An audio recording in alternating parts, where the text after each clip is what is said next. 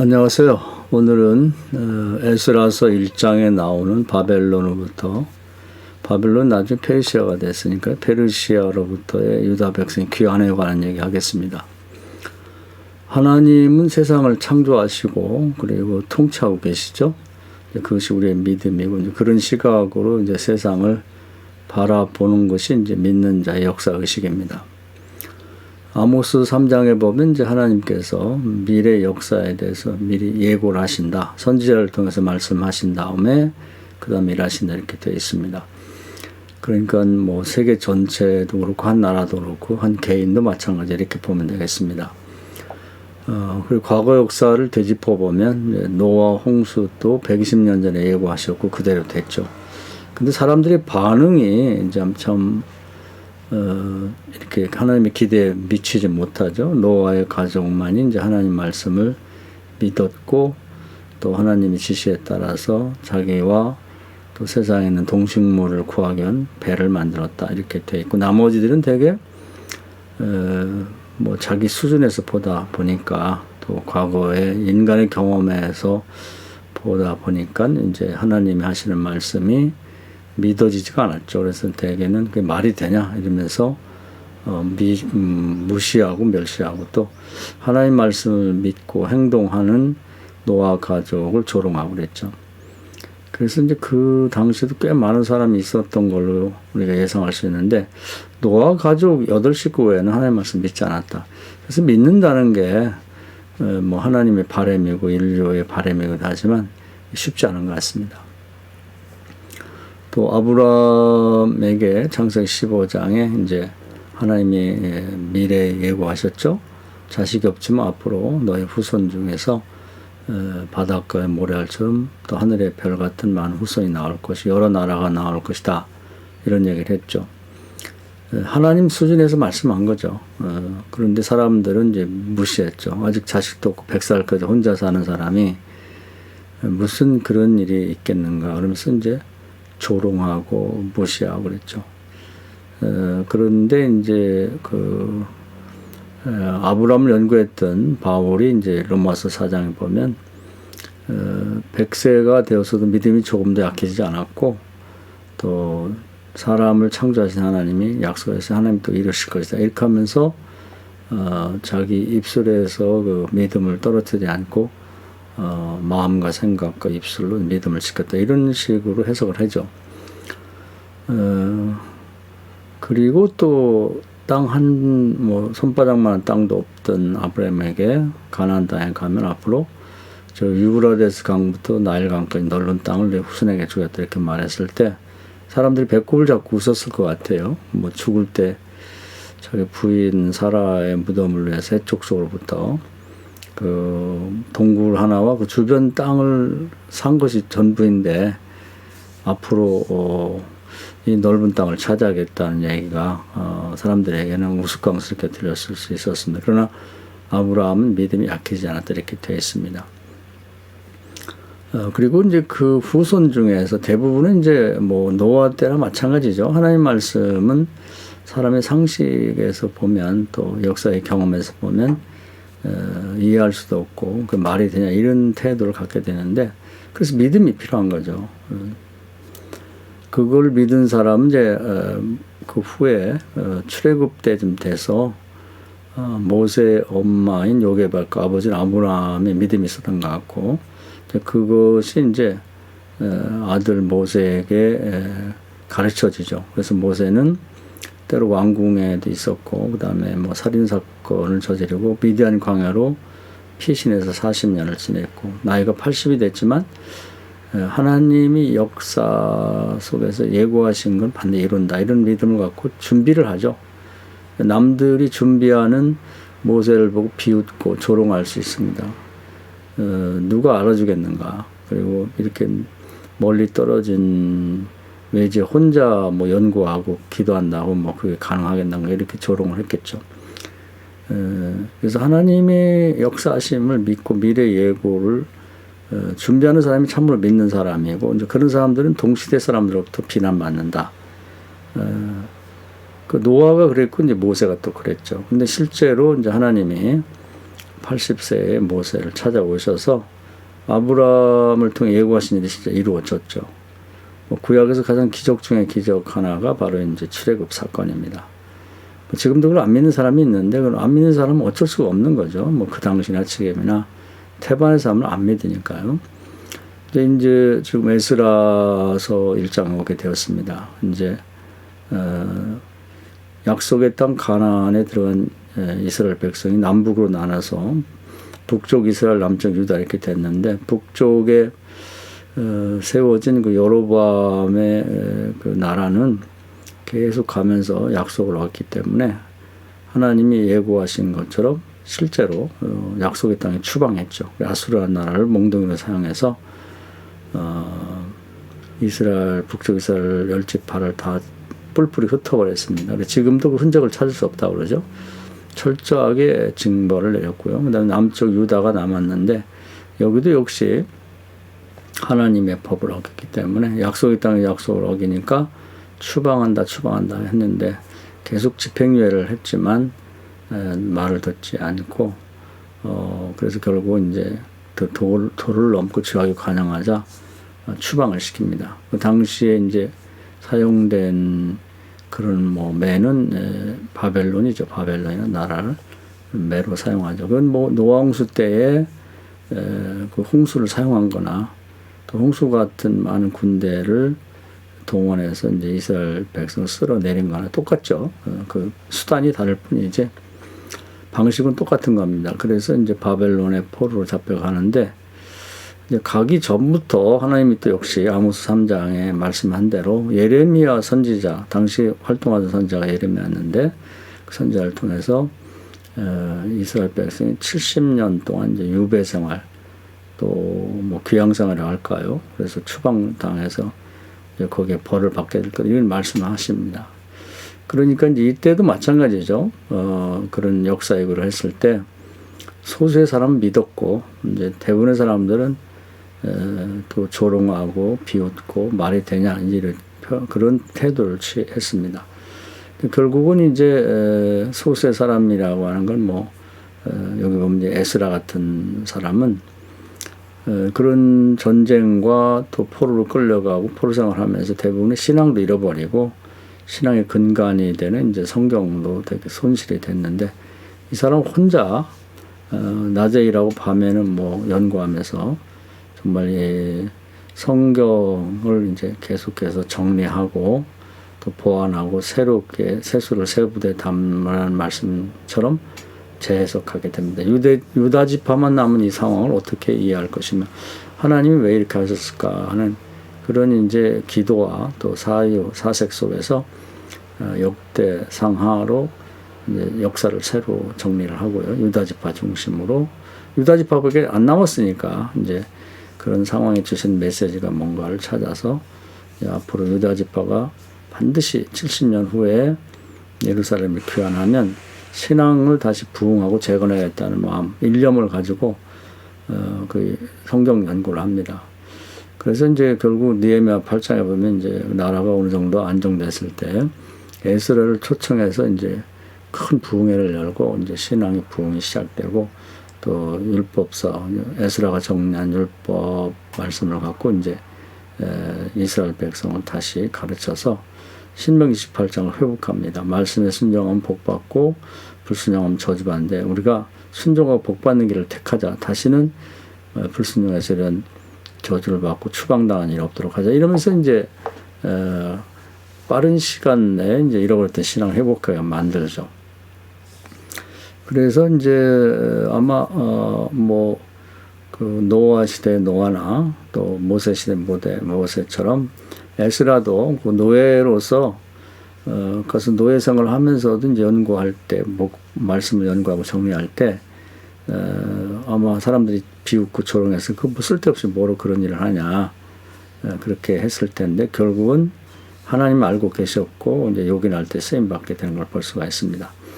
그래서 이제 결국은 미래를 미리 예측해서 말한다면 그래서 이제 결국은 이제 회복이 됐고 나중에 신약 시대 오면은 예수님이 직접 그 선지자가 돼서 미래의 역사를 예고하죠. 그게 사도행전 1장 8절입니다.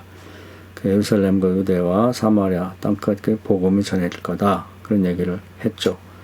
그래서 예루살렘, 유대, 사마리아까지는 유대 땅 안에 있으니까 뭐 자연스럽게 이제 복음이 전파됐지만, 과연 이 유대에서 시작된 복음이 그 소아시아 또 대제국이 건설되던 그 뭐 마케도냐와 그리고 유럽의 로마라든지 또는 뭐 유럽 연합 또 이제 과연 영국 이렇게 큰 제국들이 등장할 텐데 그런 나라를 복음화 시킬 수 있겠냐 그런 의문이 있었겠죠. 그리고 아마 뭐 예수님 당시도 그렇고 사도들이 활동할 때도 로마에 속국으로 있었기 때문에 믿음 없는 사람들의 입장에서 볼 때는 이 조그만 나라에 시작된 복음이 또 십자가에 매달려 죽은 예수라는 한 젊은이의 이 복음이 과연 국경을 넘어서 로마 같은 대제국도 복음화 시킬 수 있겠는가?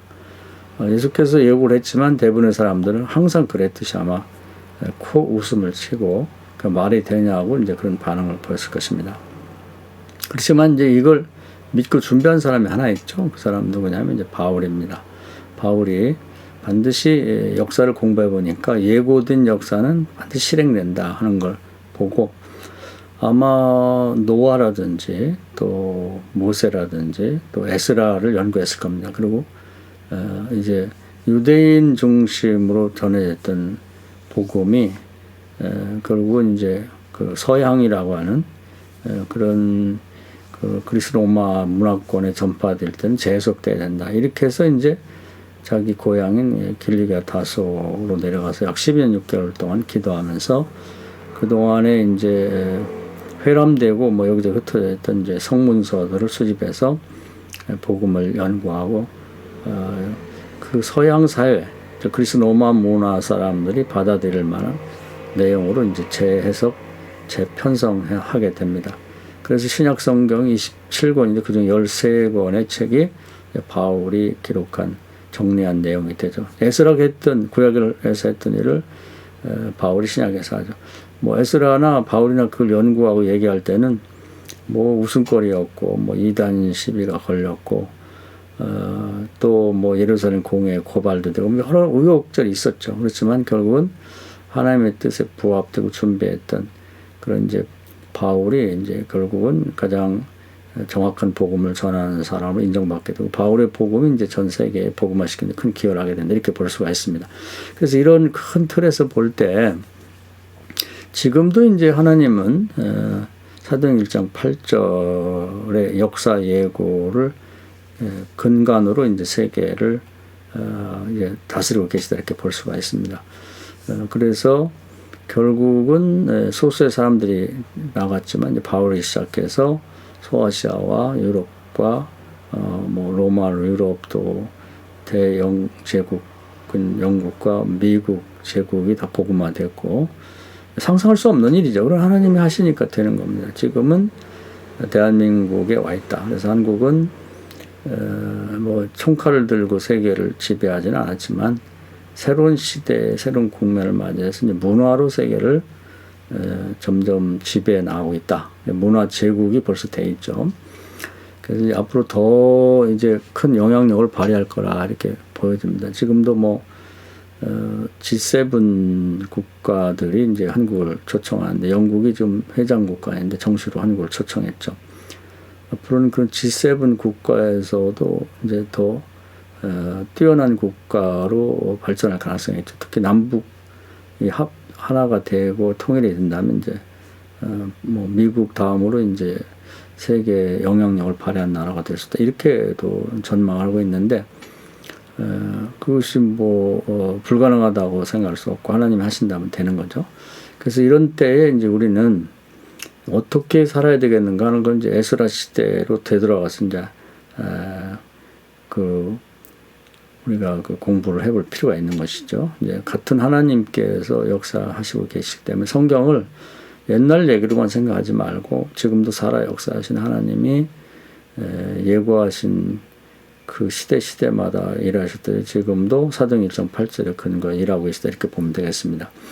그러면 다시 에스라로 돌아가서 70년 만에 이제 되돌아올 거라고 한 얘기를 이제 믿고, 대부분의 사람들이 비웃었지만 준비한 사람이 에스라였고, 그리고 이제 정치적으로 준비한 사람이 느헤미야인데, 느헤미야는 하나님의 은혜로 페르시아의 그런 정부에 들어가서 고위 관리가 됐을 때, 우리나라가 반드시 되돌아갈 텐데, 그때 뭐 70년이 지나면 나라가 뭐 어떤 그 성이라든지 뭐 도시라든지 뭐 성전이 다 이제 하드웨어적인 것이 다 파괴됐지만, 사실은 또 어떤 소프트웨어적인 어떤 국가 조직이라든지 이런 것들은 이제 다 무너져 버렸죠. 그럼 어떻게 재건할 건가를 아마 끊임없이 노력하고 준비를 해 왔습니다. 그래서 나중에 나라가 재건될 때 결국 느헤미야가 이제 정치적인 지도자가 되죠. 준비한 사람을 하나님 쓰시니까요. 그리고 에스라는 이제 종교적인 지도자가 됩니다. 뭐 그때 가서 이제 어떤 지위와 명예나 뭐 그 본세가 탐나가지고 준비한다고 그래서 급조될 수는 없는 거죠. 적어도 50년, 60년, 70년 준비한 사람의 기회가 오는 것이다. 그런 걸 정확히 하나님 알고 계시죠. 그 역대하 16장에 보면 그런 사람 하나님께서 하늘에서 보고 찾고 계신다. 놓치지 않죠, 하나님이. 그래서 우리는 하나님이 예고하신 미래 역사를 생각하면 이제 그걸 준비해 나가야 된다는 걸 볼 수가 있습니다. 그래서 지금도 하나님이 이제 그 세계 선교를 원하고 계시고 복음이 서진하고 있으니까 이제 한국 다음에는 중국이나 동남아시아 그리고 중앙아시아, 뭐 중동 이쪽이죠. 그래서 우리는 이제 이러한 하나님의 역사 예고대로 일하실 걸 믿고 그런 일에 이제 마음도 보태고 또 헌금도 하고 또 기도도 보태고 또 몸으로 할 수 있으면 참여도 하고 이렇게 해야 됩니다. 그것이 이제 노아나 모세나 느헤미야 또 에스라가 했던 일이죠. 그 당시 대부분의 사람들처럼 그게 되겠냐, 뭐로 그런 일은 조롱하고 또 무시하고 멸시하고 비웃고 이렇게 하면 안 됩니다. 그것은 하나님이 가장 싫어하는 일이고, 마태복음 6장에 보면 그 나라와 그를 먼저 구하면 이 모든 걸 더해야 된다 말씀했는데, 하나님이 지금 가장 심혈을 기울이고 또 소원하고 중점 사업을 하고 온 일을 무시하고 멸시하면서 나의 일은 하나님 좀 도와주고 축복했으면 좋겠다. 그건 말이 안 되죠. 그것은 뭐 세상에도 가는 말이 고와야 오는 말이 곱다 이런 말도 있고, 내가 상대를 선대해야 그 사람 나를 선대한다 이런 말이 있는데, 그것은 이제 성경에도 있습니다. 그 야고보서 4장에 보면 너희가 나를 가까이 하면 내가 너희를 가까이 할 것이다. 그렇게 말씀하고 계시거든요. 나는 아무렇게나 하는데 하나님이 나를 축복한다. 그런 일은 없다는 겁니다. 그런 점에서 이제 우리가 교회라는 것이 목사를 중심으로 해서 하나님의 역사를 이해하고, 그리고 이제 그것이 반드시 이루어질 걸 믿고, 비록 부족하지만 거기에 생각하고 말하고 행동을 일치시켜서 하면서 이 시대에 하나님의 일에 동참자가 되어야 된다. 그래서 그런 기회를 만들어서 기도도 하고 또 마음도 보태고 헌금도 하고 몸으로 참여하게 만드는 것이 천대의 복을 받을 수 있는 정말 가장 행복한 일이다. 귀한 일 이렇게 볼 수 있고, 이 시대에 태어난 사람에게서 가장 보람된 일이라고 볼 수가 있는 겁니다. 그 반모섬 유배간 그런 사도 요한에게 예수님이 직접 하늘에 내려와서 당시에 막 개척되고 활동하던 소아시아 7교회에 대한 그런 이제 평가서를 가져와서 하늘에서는 지금 이렇게 평가를 하고 있다. 또 하나님은 이런 교회들과 주의 종들을 붙들고 지금 활동하신다. 그런 말씀하시죠. 거기에 보면 이제 7교회에 대한 평가가 나오는데 가장 칭찬받은 교회는 빌라델피아 교회입니다. 빌라델피아 교회는 이제 다른 교회에 비해서 상대적으로 연약했어요. 그렇지만 하나님 부탁하신 것을 거부하지 않고 충성을 다했다 이렇게 되어 있습니다. 그래서 하나님 나라는 뭐 부족함이 없죠. 중요한 건 마음 중심이 하나님이 하시고자 하는 일에 마음을 보태서 진실로 동의하고 동참하는 거, 이게 이제 중요한 거죠. 그러니까 적은 능력을 갖고도 하나님의 부탁을 충실히 행했기 때문에 칭찬하시죠. 그러면서 하나님의 성전에 이름을 새기고 기둥에 새기고 또 하나님의 이름을 그런 사람들의 마음에 새겼다 이렇게 되어 있습니다. 그러니까 이름을 기억하고 또 이름을 새겨 놓는다고 하는 것처럼 귀한 일이 없는 거죠. 우리가 세상에도 이름을 알리려고 뭐 애들을 많이 씁니다. 유명해지려고. 그런데 세상에서야 뭐 무명하지만 하나님이 기억해 준다 그러면 그것처럼 더 좋은 일이 없죠. 서론이 좀 길어졌습니다만은 이러한 변화의 시기에 그 에스라서 1장에 보면은 에스라가 이제 뭐 그런 이 미래 반드시 회복될 걸 믿고 이제 말씀을 연구하고 정리했다는 거. 그래서 현재의 구약 성경의 형태가 이제 에스라 한 사람이 이렇게 정리한 걸로 되어 있고 또 역사를 유다 지파만 남은 그런 현실을 위해서 그 역사를 새롭게 재해석하고 재구성했다. 그 대표적인 예가 이제 그 역대상하를 시작해서 에스라, 느헤미야, 에스더 이렇게 많은 부분을 이제 에스라가 정리했다. 한 사람이 사명자가 얼마나 중요한가를 보여주고 있죠. 그러면서 이제 에스라서 1장에 우리가 주목해 보고 싶은 것은 사람들의 그 명단이 이제 등장하고 있다는 겁니다. 지금 읽으면 성경에 뭐 쓸 얘기도 많은데 왜 지루하게 이렇게 사람들의 명단과 숫자가 이렇게 올라 있는가 하고 의문을 가질 수 있는데 오늘 우리가 지금까지 뭐 언급한 내용들 중심으로 그 뜻을 새겨보려고 합니다. 한번 성경을 확인해 보겠습니다. 자, 에스라 1장이죠. 결국 이제 하나님께서 그 이스라엘 백성 바벨론을 포로로 잡아가도록 하셨는데 그 바벨론이 이제 페르시아에게 망하죠. 그런 다음에 페르시아 첫 번째 황제인 고레스의 마음을 감동해서 이스라엘 백성들을 이제 돌려보내라 이렇게 말씀하죠. 우리가 생각하기에는 뭐 되겠냐 그러는데 말이 되냐 하나님 하시고자 하는 거죠. 그래서 이 점을 우리가 이제 반복해서 역사를 공부하면서 하나님이 이렇게 하시는구나. 그러면 현재도 이제 사도행 1장 8절의 말씀이 될 걸 믿는 거죠. 그때 하나님이 개입하시면 이제 일이 이루어지는 겁니다. 근데 이제 여기 보면은 이 사로잡혀간 백성들이 돌아오다 이렇게 되어 있죠. 그래서 그때 사로잡혀간 백성들이 이제 되돌아오게 되고 그 하나님은 또 나름대로 그 뭐 미래에 그 이스라엘 백성이 다시 70년 만에 귀환할 것을 이렇게 예고만 하신 게 아니라 귀환했을 때 특히 그 성전을 재건하고 거기서 쓰던 하나님 이제 70년 전 때까지 썼던 그런 이제 그 성전 안에 기물들 있죠. 기물들 금과 뭐 은과 로세나 철로 만들었던 기구들 이게 이제 바벨론을 망할 때 그 사람들이 이제 전리품으로 뭐 푸대 자루에 넣어가지고 바벨론이 섬기는 그런 신당, 신전의 어떤 뭐 창고에다 넣는 것 같아요. 근데 그 하나님의 계획 속에 있다고 봐야 되겠죠.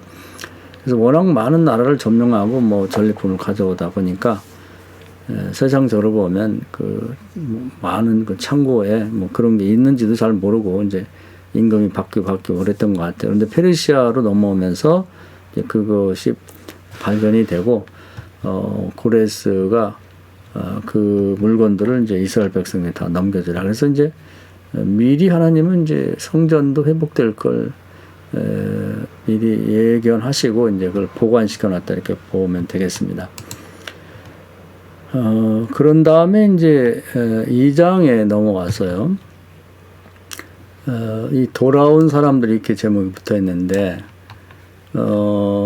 그 이제 나라가 그러니까 하나님의 예고한 대로 이제 다시 회복이 되고, 바벨론이 페르시아 망하고 페르시아 첫 번째 왕이 고레스가 하나님의 감동을 줘서 이제 이스라엘 백성을 다시 되돌아가라고 말했을 때, 이제 그 선발대로 가는 사람들이 이제 여기 하나님의 눈에 들었던 것 같습니다. 그래서 나름대로 이제 그 뭐 포로 생활해도 집단이 다 갔기 때문에 이제 한 70년 지나다 보면은 생활이 안정이 되고 익숙해질 수가 있는 거죠. 마치 그 아브라함이 본토와 친척과 아비 집을 떠나라고 했을 때 사실 이게 쉽지 않았죠. 이제 안정된 생활을 했기 때문에 익숙한 그래서 떠나는 게 쉽지 않습니다. 그런데 그 예언한 것이 이제 이루어질 때, 야, 이게 웬 기적이냐 그러면서 이제 되돌아가는데, 처음 가는 사람들이 힘들죠. 왜냐하면 그 이스라엘이 뭐 70년 동안 방치가 되다 보니까, 그때도 전쟁에서 폐허가 됐고요. 처음에 가는 사람들이 뭐 성을 다시 쌓는다든지 성전을 다시 짓는다든지 폐허가 된 뭐 부락이나 성읍을 다시 세운다든지, 이게 다 힘든 거죠. 그렇기 때문에 대부분의 사람들은, 야근 사람들은 안 가려고 그러고, 첫 번째 가는 게 십자가인데 가려고 하지 않죠. 그런데 그 일에 자원하는 사람들이 하나님 볼 때는 이제 귀하게 보인 것 같아요. 그래서 이제 그들에 대한 명단을 쭉 적어 놓고 있습니다.